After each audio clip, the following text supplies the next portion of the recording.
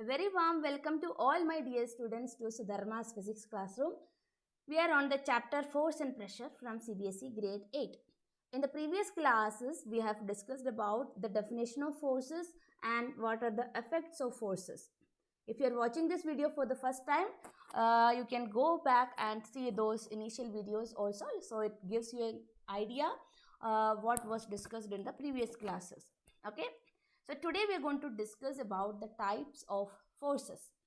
Okay, different types of forces acting in nature and how do we classify them. Okay, so all the forces coming in nature we can classify as contact and non-contact forces. What are contact forces and non-contact forces? The word itself suggests, right, contact forces. If if a force is acting on an object, if the objects are in contact with each other, then they come under the category of contact forces. If a force is acting on an object and if there is no force, no contact between the object which is exerting the force and the object on which the force is being applied, then we can call it as non-contact forces.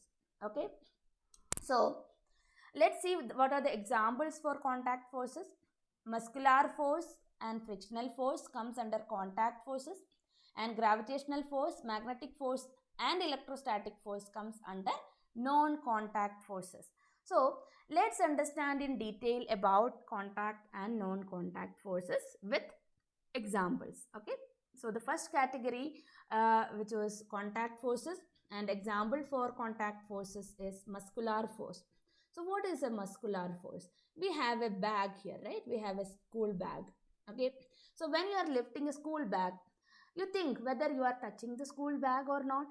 When we are lifting the school bag means we have to touch this handles, right? We are lifting the bag means our body is in contact with the bag and our body is exerting a force on this bag. So there is a force acting on the bag which is applied with the contact of the person with the object, right? So that is why we can call it as a contact force. And how it is a muscular force? We are applying the force with the help of our hands.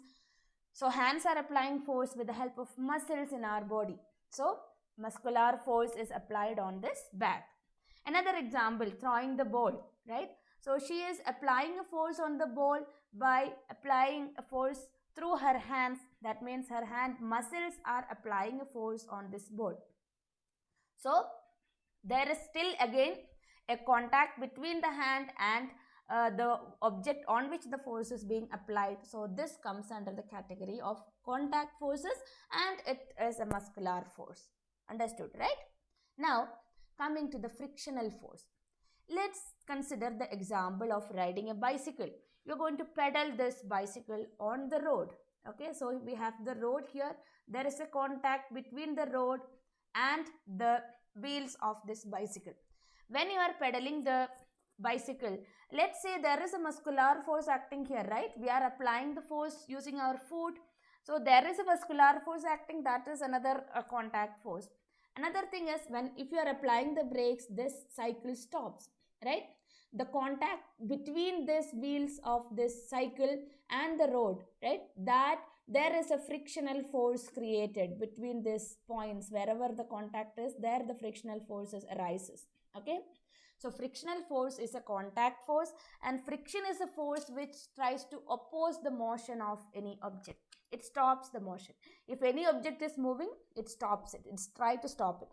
Okay, another thing, it's like see, if you have a rolling wheel here, right? This rolling wheel, the skating board has the rolling wheel, and if you stand on this and you apply a force, if you have to stop this skating board, you know how to apply the force, right? If the surface is very smooth, you will not be able to stop it really fast, right? So we need to be very careful in that situation. So we can understand a smooth surface, frictional force is going to be less. So the contact between the object and the surface creates that frictional force. So this comes under the category of contact forces. Let's take another example. We have a table and a cylindrical wooden material is there and another material with a lot of rough surface there. Suppose I have to move these two objects on this table. So which one will move really fast comparatively? Okay, when I say really fast, it's compared to these two materials. We know that this cylindrical one will move. It's easy for us to move this cylindrical material, right? But this one, the shape is different, and even this roughness on the surface, right? That makes the motion very difficult. So friction, the rolling friction is less than the sliding friction, and the roughness of the surface matters. But still, what we have to understand here is there is a contact between these two objects when the force is acting, when motion is happening. There is a contact between these two objects. So this comes under the category of contact forces. Now let's understand the example of non-contact forces. We have three examples: gravitational force, magnetic force, and electrostatic force. Let's understand each of them in detail. So what is gravitational force? This picture reminds you of Newton's incident, right? When Newton was sitting under the apple tree, this apple fell down on his head, and after that he discovered gravitational force. That's a very famous story, right? Now, why this apple comes down? What makes this apple come down? Whether there is a contact between the earth and the apple which was on the tree, right? There was no contact between the apple and the earth, right? The tree is in contact with the earth, that's correct, but there is no contact between the apple and the earth, but still this apple is falling down. Okay, so here the gravitational force between the earth and the apple made this apple fall down. So what is gravitational force? It is the force of attraction between any two objects in the universe. It's not only for earth. Any two objects in the universe attract the other objects with a force of attraction. Gravitational force is always attractive force. There is no repulsive force. It's always attractive. When me and you sit at different parts of the earth, we are two objects in the universe. We have masses, and there is a gravitational force of attraction between me and you, but we don't feel that gravitational force of attraction because our masses are very, very small. Okay, so gravitational force can be calculated using the equation F is equal to G m1 m2 divided by r square, where if you have two objects of masses m1 and m2 separated by a distance of r, they will experience a gravitational force of attraction, that is G m1 m2 by r square, where G is the universal gravitational constant. So objects need not be in contact with each other, so gravitational force is a non-contact force. Okay, now coming to the concept of weight. Weight means the force with which an object is attracted towards the earth. Okay, or we can say that weight is a measure of the earth's gravitational pull on the object. We can write weight of the object is equal to mass of the object into acceleration due to gravity. So G value is 9.8 meter per second square. This is the acceleration with which any object falls towards the earth if it is free fall. Okay, the acceleration with which the earth attracts the object towards the earth is 9.8 meter per second square, and weight of the object is mass into acceleration due to gravity of that acceleration due to gravity. Okay, and the unit for weight is Newton. Okay, because force, the weight is a force. Okay, so unit for weight is equal to Newton, and it is represented by capital letter N. Okay, so weight is it's a force itself, force with which the earth is attracting the object. So if earth is attracting means earth and the object are not in contact with each other. So we can understand that it comes under the non-contact forces. Another interesting topic is our magnetic force. As children, we know, we are very much amazed to see this magnets working, right? And all of you know what is a magnet and what does it do. Magnets will attract magnetic materials. There are different shaped magnets. See, especially nowadays when you have a lot of toys, those toys will have different shaped magnets. Cylindrical magnets are there, spherical magnets are there, ring type magnets are there, disc shaped magnets are there. See, this magnet, what I have shown here is which we see in our laboratories, U-shaped magnet, we call it as horseshoe magnet, and a bar magnet, right? So when a bar magnet is kept nearby a magnetic needle, you can see here, they are not in contact with each other. Just observe, the magnet is coming towards the needle is getting deflected, right? So there is a force acting on the needle, the force is exerted by the magnet, the north pole of the magnet is repelling the north pole of the needle, but they are not touching each other, right? They are not in contact with each other. That means magnetic force is a non-contact force. Another question is, uh, the compass needle. What is a compass needle? How many of you know it? What is a compass needle? Yes, it's a magnet, a small magnet, a thin magnetic needle. Okay, so this magnetic needle, if you freely keep it on a surface, you can see that it deflects in the north-south direction. It points in the Earth's north-south direction. Why it is pointing in that direction? Because the Earth has a magnetic field. That magnetic field is attracting this magnetic needle. Okay, so it deflects in the north-south direction. Now we can see a bar magnet kept here. If you sprinkle some iron filings over this sheet of paper, you see this kind of a pattern. We call it as magnetic field. Magnetic field means that the space surrounding a magnet where magnetic force is experienced. Okay, so here this magnetic materials get stuck to that magnet, but for getting attracted, there need not be any contact between the object and the magnet. Okay, so an important property of a magnet is north and north pole will repel each other, south and south pole will repel each other, north and south will get attracted each other. Okay, like poles will repel each other and unlike poles will attract each other. That's a property of every magnet. Okay, and this is how the magnetic field pattern of a bar magnet looks like. This is the shape of the magnetic field line. Okay, it comes from the north and reaches to the south. Outside the magnet, magnetic field lines are from north to south.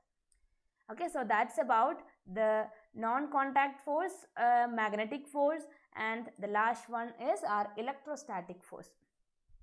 What is electrostatic force? Electrostatic force acts between charged objects. So if you have two charges, Q1 and Q2, Q is the letter to denote the charges. So if you have two objects, two charges Q1 and Q2 separated by a distance r, the electrostatic force of attraction or repulsion is equal to K into Q1 Q2 divided by r square, where K is a constant of proportionality. And this I told it is a force of attraction or repulsion, because charges, depending on the nature of the charges, the force can be attractive or repulsive. Okay, so here this example given here, this is a very famous experiment. You can try at home today itself. You can take a comb, just rub your hair with this comb for some time, say 2-3 minutes, then bring that comb nearby some pieces of papers. Initially, if you keep this comb nearby the sheet of paper, you will not see the paper getting attracted towards the comb.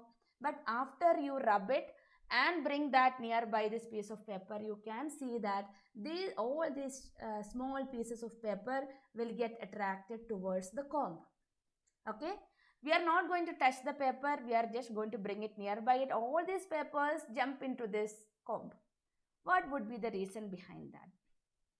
Initially, we know that every material is electrically neutral, right? Electrically neutral means what? All materials will have equal number of protons and electrons, so the charge gets cancelled, right? So they are electrically neutral. But when you are rubbing the comb with your hair, there is an exchange of charges taking place. Okay, so exchange of charges taking place. So one of the material, our hair and the comb gets charged. So comb, initially it was neutral, now it is charged. So if a charged material is brought nearby a neutral object, there will be a force of attraction happening there. Okay, so here two types of forces are acting. One is a contact force, that is that rubbing of the comb with our hair. There is frictional force. The charging happened because of frictional force. Okay, friction is a contact force. But when you bring this comb nearby the sheet of paper, there is a non-contact force, that is electrostatic force.